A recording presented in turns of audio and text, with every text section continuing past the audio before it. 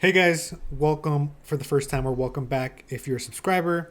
My name is Luis Cota and I'm a search engine optimization specialist. Today we have a really fun and interesting video that we're going to be talking about, and that is Chatgpt, the conversational tool that's been the craze for the last couple of weeks or months, or for however long it's been around now. And so I'd like to kind of go over the tool and talk about who this is for, like marketers, writers, etc., who may want to use it, and more importantly, some of the current trends and informations on this tool, and if this tool is even going to be, around long enough for people to, use it. So with that out of the way, this is my video on my perspective as an SEO specialist and Chatgpt. So let's jump right into the video, go ahead and test out the tool. But before that, I'm going to be talking about what Chatgpt is. So this is going to be a great video. So let's jump right into it.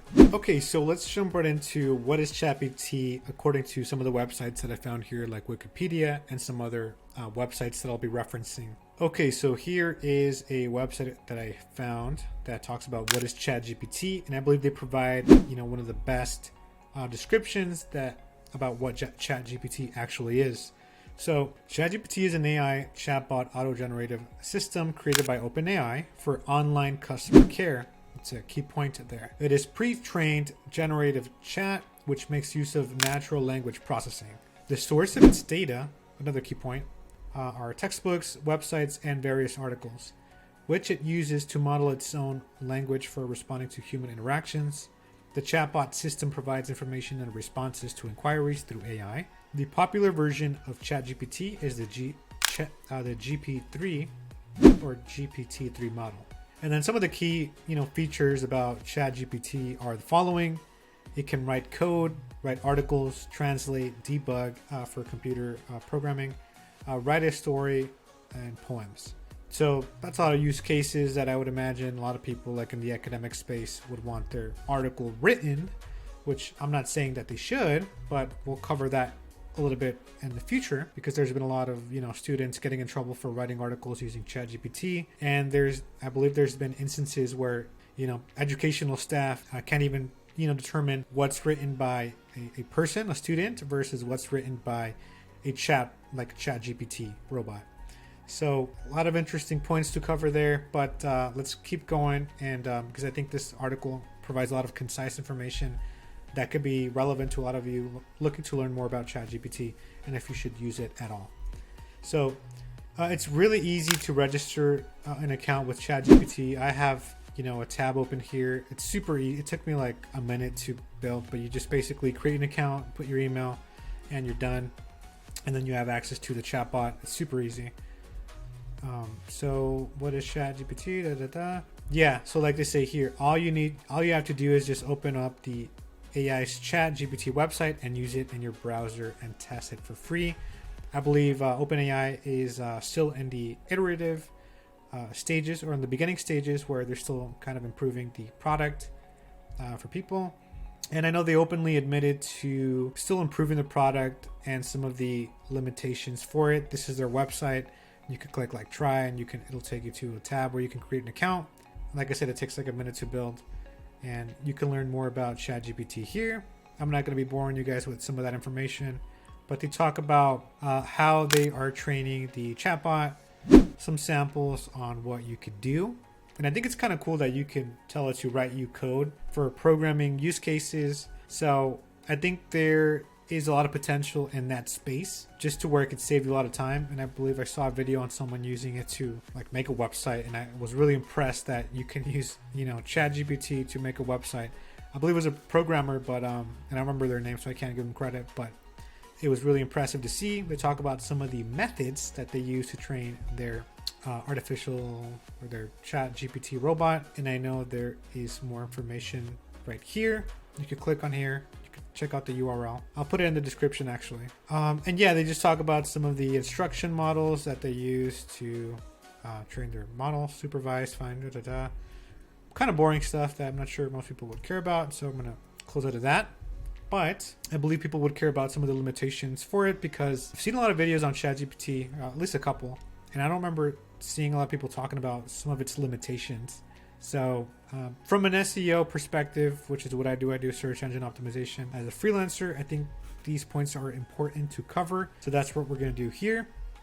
But perhaps the most important point is that based on my limited experience when I've used this tool, it does provide a lot of text, a lot of verbose like they mentioned here. They're just very excessive with some other wordings. So they provide more words than are needed when you give it a prompt, which is an easy fix, right? So when you use this tool, you are going to want to, these are some of the sample descriptions that I told it to, give me. But I just said, what are meta descriptions? And it gave me a really long explanation on what this is. It says, it's funny because it says the length of the meta description for SEO purposes should be around 155 characters. So it should be brief, concise summary of the main content of the page. So yeah, it's around 150 to 160 range of characters. And when you copy this, if I can copy it, let me copy that period so I'm not missing out on anything. This is basically what you would input into your meta description, obviously, right? So like right here, and I've got this word counter, 239 characters. And the tool itself told me it should be around 155 characters. So obviously you need to edit this. And when you read it, when you read the response, I told it build a meta description for the following URL. So for this page here, it's a random example because I wanted to see what this tool was capable of. So this is a 24/7 emergency plumber company based in New York City. So I'm going to close out of that. It gave me this prompt, right? But when you read it, right, Plumbing NYC offers 24/7 emergency plumber repair services to help resolve any unexpected and urgent plumbing issues in your home or services. So obviously I would hope it would do that. And this is such a basic explanation. This is more like it's talking at me and not to me. So if I were to read this, I would not use this on a client's website. I would have to reword that, but it gets a little bit better. It says, trust our experienced technicians to quickly and efficiently fix your problem. Call us now. I like the call to action, so it knows automatically to include a call to action, which is great, which is something you always want to do when building out a meta description, obviously. Trust our experienced technicians. So I would talk about some of the years that this company has been around helping other people. Just try to include more specific facts. But other than that, it's decent, just besides the fact that I would have to rewrite this entire first sentence. But if I needed to generate some ideas, this might be a useful tool. And you could give it a thumbs up or down for the response based on your prompt. Who knows, maybe I should have gave it like a different, prompt, but you could regenerate your response just by clicking there. And I'm doing this real time so we could see kind of how it works. Okay, there we go. So it's a bit slower than usual. There's obviously a lot of people using it. This tool sometimes crashes from what I've heard. Let's see if this is any better. Right Plumbing Services offers 24/7 emergency plumbing repair services. Trust our experienced technicians to quickly resolve any appearance. It's still a bit generic. It's kind of like, I would say it's almost like academic writing. Like, trust our experienced technicians to quickly resolve any plumbing issue, big or small. I mean, when someone has an emergency, all they care about is like, can you do this? And and they probably, they would just use whatever company's ranking on top, and then they would not dive too specific into the details. So including a phone number is a great idea, right? Because it's an emergency, so they want something quick and accessible, and providing a phone number there is good. We could see that happening here again, and it doesn't happen there and there. And obviously you want them to service your area, so that's another important point. But I went ahead and took this response, this output, and I placed it inside a plagiarism checker that I found online for free. Zero plagiarism. It's 100% unique content according to this tool. So yeah, it's 100% unique apparently. And I even looked it up on Google, and I didn't see anything that stood out to me as far as duplicate content already being online for this text. But there is a tool that we're going to be covering shortly, known as like a Chat-gpt killer, so to speak, because I know this tool's been getting a lot of publicity lately. So there are educational institutions that want to put a stop to students using this tool, obviously. And we're going to cover that tool in a little bit, and I'm going to let you guys know my thoughts on it. which not a lot of people are covering actually. So I think it should be exciting. But let's talk a little bit more about Chatgpt. So they talk about this is a really good article, by the way. So if you guys want to check out this sort of little guide here, I would yeah, I'm gonna leave the link in the description so you guys can check it out. Some features and limitations. They talk a lot about, this is probably the most comprehensive article online, by the way. So I would definitely give this a read to learn more about, you know, what Chatgpt is, where they're going with this tool, and a lot more information about this. Anyways, so positive reactions, negative reactions. Let's see. I know there was some really good information here. So, technology writer Dan Gilmore used Chatgpt on a student assignment and found its generated text was on par with what a good student would deliver, and opined, I'm not even sure if that's a word, hold and state as one's opinion, I guess it is, that academia has some very serious issues to confront. So, there's that. Alex Kantrowitz, or Slate magazine, lauded Chatgpt's pushback to questions related to Nazi Germany, including the claim that Adolf Hitler built highways in Germany, which was met with information regarding Nazi Germany's use of forced labor. So there is that. Yeah, so this tool has been getting, it's been quite a controversial tool as of lately. And I know some of the founders, well, I don't know any of the founders, but one of the prominent founders, Elon Musk, wrote that Chatgpt is scary good. We're not far from dangerously a strong AI. Musk paused OpenAI's access to Twitter database pending better understanding of OpenAI's plans, stating that OpenAI was started as an open source and nonprofit. Neither are still true. So, yeah, there's that. And let's talk about some of the negative reactions. So let's see what I can find here. Okay, so Stack Overflow banned the use of Chatgpt for generating answers to questions, citing the factually ambiguous nature of Chatgpt's responses. In January 2023, after being sent a song written by Chatgpt in the style of Nick Cave, so this tool can take in any of the prompts you give it, and if I tell it to make a song like this artist here, Nick Cave, it could do that. The songwriter himself responded on the Red Hand files and was later quoted in The Guardian saying that the act of writing a song is a blood and guts business. That requires something of me to initiate the new and fresh idea. It requires my humanness. He went on to say, with all the love and respect in the world, this song is bullshit, a grotesque mockery of what it is to be human, and well, I don't like it much. So obviously, according to that statement there, Chatgpt, the tool, needs a lot of work, obviously. And as we see here, I told it to make me, a response here, and it gave me that response. So let me go ahead and generate a new response, see if it's any good. But yeah, this tool needs some work. Obviously, it's in its early infancy stages still. So let's see what I got. Get fast, reliable emergency plumber repair services from Wright Plumbing NYC. Our expert technicians are available 24/7. Obviously, because this is it's a bit basic and a bit obviously, like, it's when people type in 24/7 plumbing services in New York City, they already know that they're hoping to get back a response from a plumbing company that's available 24/7.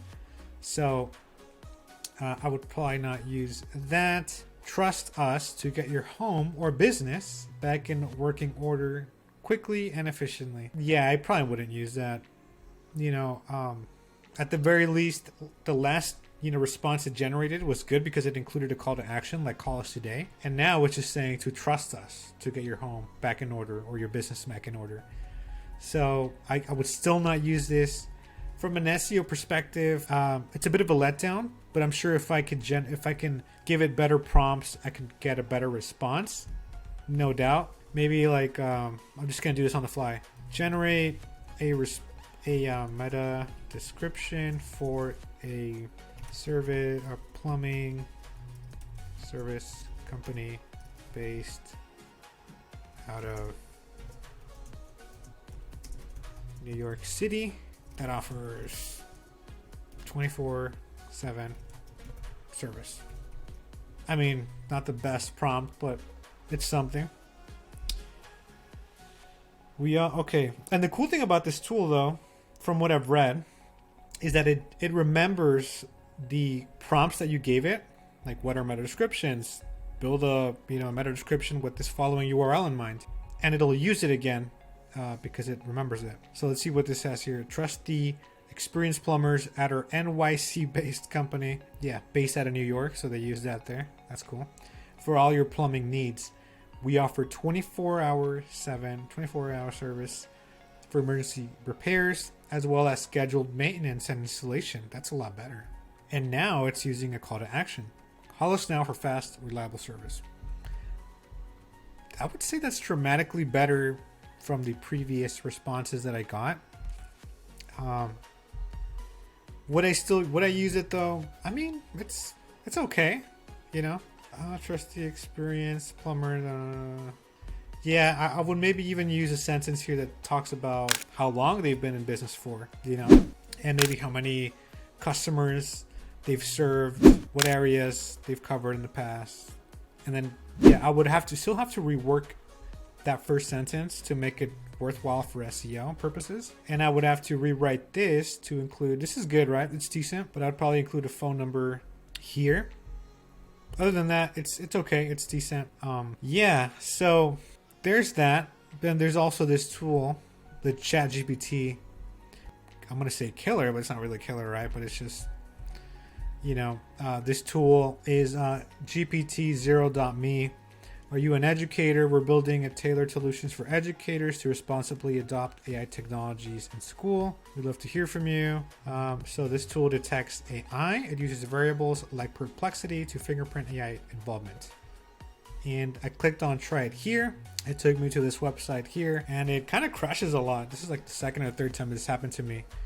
The page you requested does not seem to exist. It's running on the app's main page. So I'm going to go ahead and refresh it. It's going to take about, I don't know, like a minute or so, maybe less. So here the tool is still loading. It's been about 30 seconds to a minute. So I'm going to go ahead and pause the video again until it's done loading. And the point of this tool is to determine if it'll detect if we've used Chatgpt to generate, AI responses basically. And I believe it just loaded. This is new. Okay, yeah, so it's coming to life now again. So this is going to take a couple of seconds. Oh, there we go. Perfect. So I'm going to paste the response that I got from Chatgpt and see how well it works. There's no buttons here, so I'm just going to just press enter to apply. And I'll be honest with you guys, when I first used this tool, I've only used it like 3 times now. I was not sure what was going on because I just kind of scrolled down to see what was happening.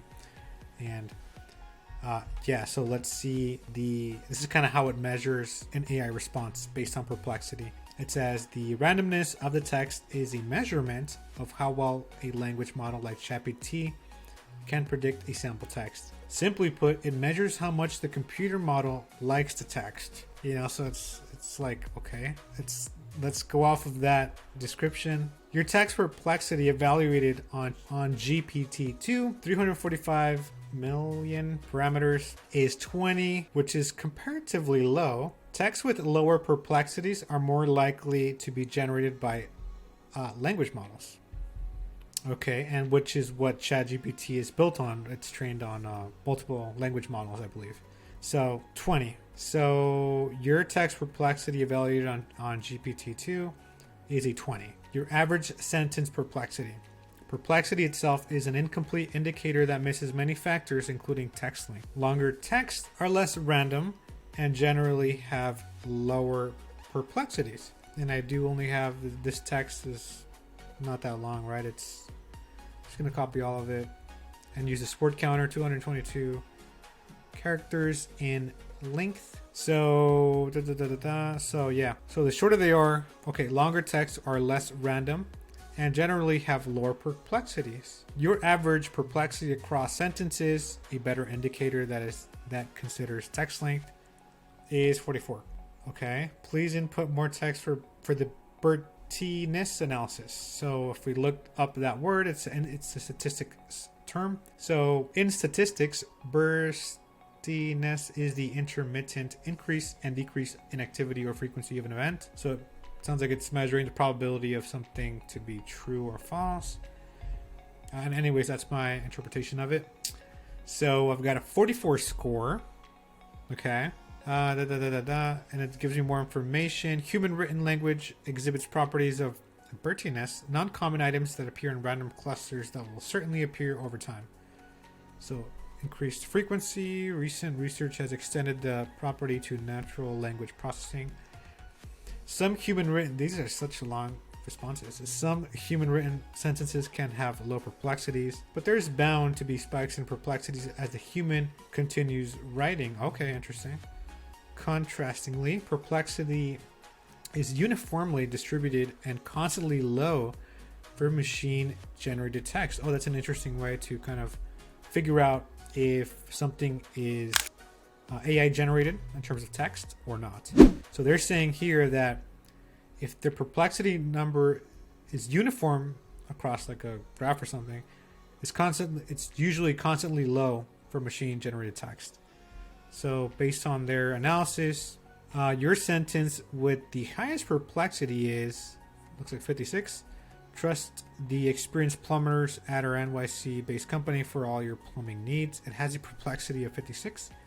GPT Zero has finished analyzing your text. So it gives you a lot of like information on how it's going about these computations or these calculations. And it looks like I got a 44 on the low end of the score and a 56.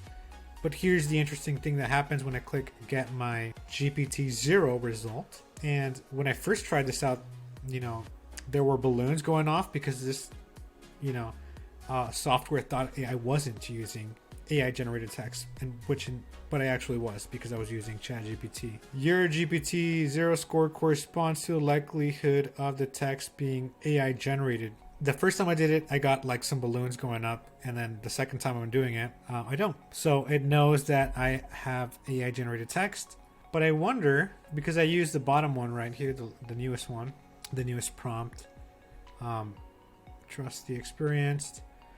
I wonder if I can fool the system into thinking that I have unique text. So let's see if we can get a new response. Okay, so I've got a new response here. It says my average perplexity is 32. Please input more text, and now I have like 125 in perplexity score. High, low, low.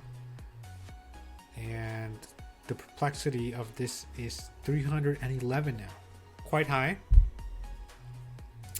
Let's get our results and see what happens. And I've got balloons now. So that's what I saw the first time around. And unfortunately, if you're like a educational staff, a teacher, professor, then you are likely to get some false responses from this tool. Now, I'm not sure how accurate this is. I'm not like an expert in statistics.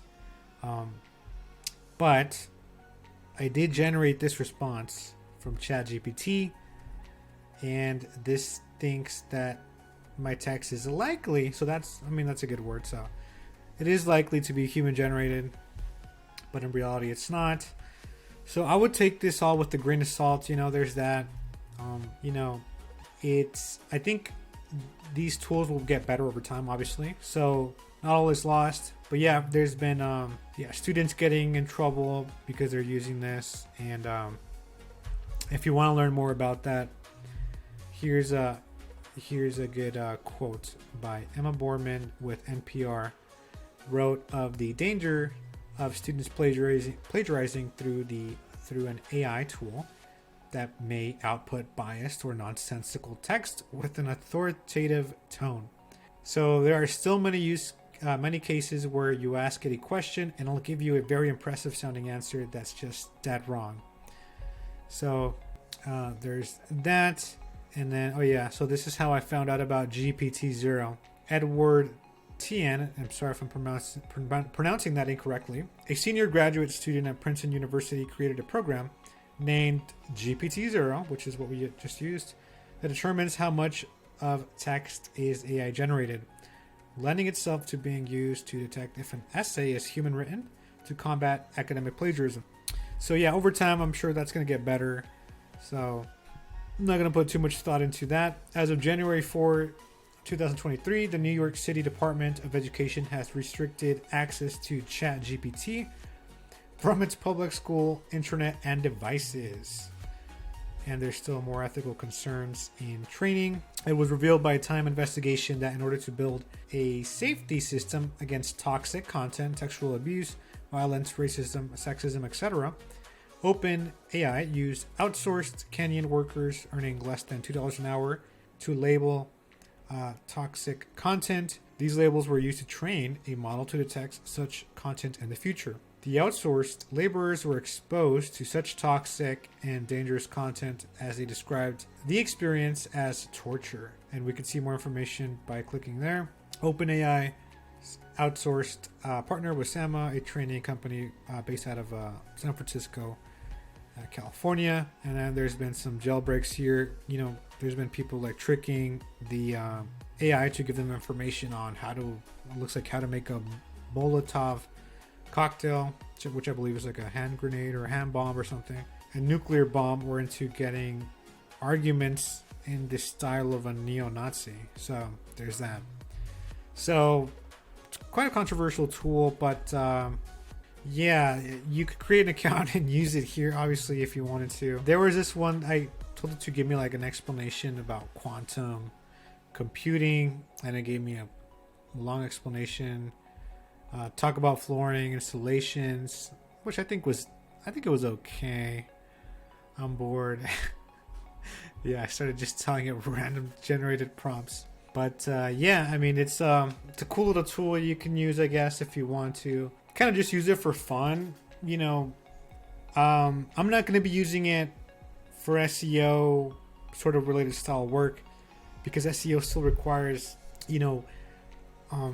a lot of focus, a lot of, really dedicated, writing and the way you craft it. So it's good if you want to generate new ideas. I think it's good for that. And if we go back to, I have some notes here and some of the sources, and I'm giving credit to all these companies that I've got the information from. But if we go back to this website, fundamentally, Chatgpt is an AI chatbot auto-generated system created by OpenAI for online customer care. It can be useful to write code, write articles, translate, debugging, write a story. And as it relates to building content from an SEO perspective, I definitely would not be using a tool like this, because just given that it needs work at a small level, like building meta descriptions, and I'm sure it'll get tremendously better over time, or maybe I just need to give it better prompts. So that's also a fair point. But as it stands currently, I'm a little disappointed, but I'm sure it'll get better. So if you want to use it and you're a writer and maybe you have like writer's block, then I think it could be beneficial for that. But you still need to do a lot of editing for it, and just building long form content. I'm sure it could build you something decent, but at a professional level, I'm not sure if it's extremely helpful, and that's my opinion. But I'm sure there's going to be some people that find some great uses for this, and I'm kind of looking forward to that, because I would give it a shot again if I need to build like a conclusion paragraph or just a small amount of text that doesn't require too much editing, and it's not time consuming, which is kind of important to me. Then if that's the case, then I would probably use it. Or if I get stuck and if I'm building like a website, then maybe I can ask it like, hey, how do I build a website in HTML and CSS? Maybe if I need some quick information, then it might not be entirely accurate, so I still need to check it for references. But as you can see, it's pretty fast. It's a pretty convenient tool. So for quick responses, and like I said, it's a chatbot built for online customer care. Okay. So anyways, if this video was helpful, and this thing is going to keep going as I talk in the background, if this video was helpful and you want to see more, information like this on SEO tools that can be potentially beneficial, then you're going to want to subscribe to my YouTube channel. I'm sorry if this video was a little bit, all over the place, because it kind of was, but it's kind of just my thoughts on this tool to see how, beneficial it can be to other people. Yeah, so anyways, subscribe to my YouTube channel, give it a like, and if you want to see more videos on a different topic related to SEO, let me know. I'm going to have more content coming out to you guys next week and perhaps even tomorrow, so stay tuned for that. Thank you for watching this far, if you watched this far. And so yeah, that's it. I will see you in the next video.